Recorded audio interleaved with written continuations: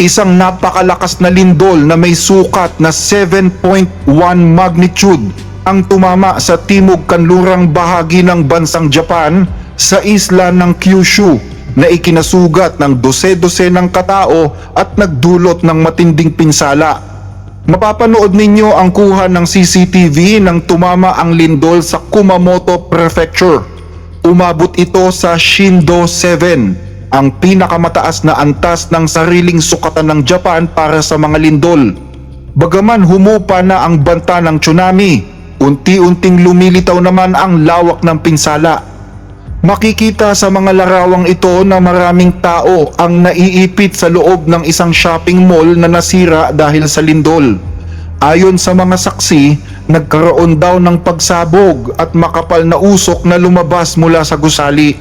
May mga ulat ding nagsasabi na gumuho ang ikalawang palapag ng mall. Makikita sa mga aerial footage ang tindi ng pagkasira nito.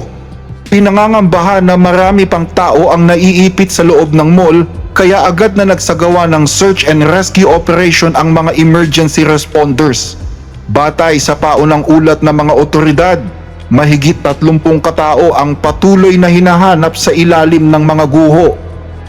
Bukod dito, ilang gusali rin ang bumagsak at sumiklab pa ang mga sunog sa iba't ibang lugar. Ayon sa media ng Japan, hindi bababa sa 50 katao ang mga dinala sa ospital. Dahil sa lakas ng lindol, nadiskaril ang isang tren at ilang kumpanya na din ang napilitang itigil ang operasyon. Nadamay rin ang iba pang mga infrastruktura, kabilang ang isang tulay na bahagyang gumuho sa ilog. May mga tao pa naman na nasa kabilang bahagi ng tulay ng mga oras na yon. Marami ding video ang nagpakita ng aktwal na sandali ng malakas na pagyanig sa iba't ibang lugar, kung saan makikitang umuuga ang mga gusali at maging ang mga kalsada habang patuloy na umaandar ang mga sasakyan. Sa mga supermarket, nahulog ang mga paninda mula sa mga estante dahil sa matinding pagyanig. Sa loob naman ng ilang gusali, nagkalat ang mga debris matapos mabiyak at gumuho ang ilang mga bahagi ng kisame at mga pader. Isa sa mga matinding na apektuhan ay ang isang paper factory sa lungsod ng Yatsushiro, kung saan bumagsak ang bahagi ng isang chimenea. Ilang manggagawa ang naiulat na hindi pa rin natatagpuan matapos ang insidenteng ito. Nasira din ang ilang mga tulay at pangunahing kalsada, habang sumiklab naman ang sunog sa iba't ibang lugar kasunod ng ilang naitalang pagsabog. Isang bahagi rin ng pader ng makasaysayang Kumamoto Castle ang bumagsak dahil sa lakas ng lindol. Ayon sa Prime Minister ng Japan, patuloy pang sinusuri ng pamahalaan ang kabuoang lawak ng pinsala sa buong region.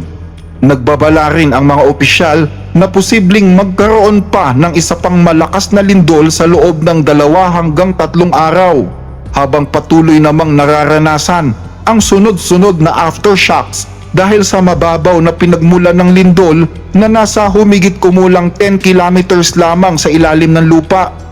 Nakapagtala ang Japan Meteorological Agency ng mahigit 60 aftershocks at inaasahang madadagdagan pa ang mga ito sa mga susunod na araw. Kaya naman pinapayuhan ang mga residente na manatiling alerto, ihanda ang kanilang mga emergency kit at mahigpit na sundin ang lahat ng mga abiso mula sa mga otoridad. Maraming residente sa lungsod ng Kumamoto at sa isla ng Kyushu ang muling naalala ang bangungot na kanilang naranasan 10 taon na ang nakakalipas nang tumama ang isang lindol na ikinamatay ng mahigit 200 katao. Halos kapareho kasi nito ang lakas ng lindol na tumama kahapon bandang 4:27 ng hapon. Kasalukuyang nasa paaralan at opisina pa noon ng mga tao. Pinakamalaki ang pinsalang ginawa ng lindol na ito sa Aeon Mall na isang malaking shopping center sa timog ng Kumamoto City. Meron na ring mga pumasok na ulat tungkol sa mga nasugatan at posibleng namatay matapos gumuho ang ikalawang palapag ng nasabing shopping mall. Ayon sa fire department, may mga saksi ring nagsabi na nagkaroon ng pagsabog at sunog. Pinangangambahan nilang marami pang tao ang naiipit sa loob ng mall. Sanay ang Japan sa mga lindol, pero para sa kanila, napakalakas ng pagyanig ng isang ito. Napakalakas na anupat naramdaman ang pagyanig hanggang sa South Korea. Naputol din ang supply ng kuryente sa ilang mga lugar. May mga ulat ng mga sunog at gumuhong mga gusali, kaya agad nilang hinikayat ang publiko na lumikas at magtungo sa ligtas na lugar at sundin ang mga tagubilin ng mga otoridad. Aabot sa 45,000 na mga kabahayan ang nawalan ng supply ng kuryente dahil dito. Kasabay naman ng pagsuspinde sa serbisyo ng tren, agad ding sinuri ang kalagayan ng pinakamalapit na nuclear power plant sa lugar. Dahil na rin yan sa alaala ng trahedya noong 2011 Tohoku earthquake. Ayon sa pamunuan ng planta, normal naman daw ang lahat ng operasyon at walang naging problema dito. Dahil din sa lindol, pansamantala munang isinara ang Kumamoto Airport, dahilan upang maantala ang maraming biyahe ng mga eroplano. Itinigil din ang operasyon ng mga Shinkansen o bullet train, habang maraming lansangan ang isinara upang bigyang daan ang inspeksyon at pagkukumpuni ng mga nasirang infrastruktura. Naramdaman din ang pagyanig sa iba pang bahagi ng Kyushu, kabilang ang Nagasaki, Kagoshima, Fukuoka, Saga, Oita at Karatig na mga lalawigan.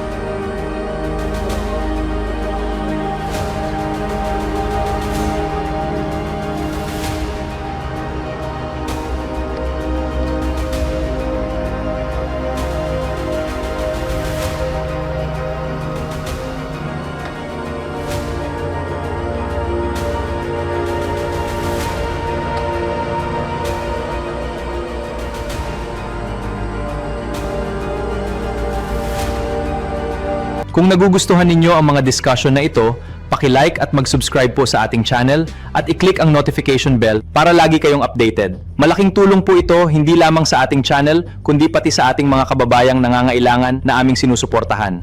I-follow din po kami sa Facebook, The Blessed Reader. Para sa inyong mga tanong, concerns o suggestions, mag-message lamang po kayo. Maraming salamat!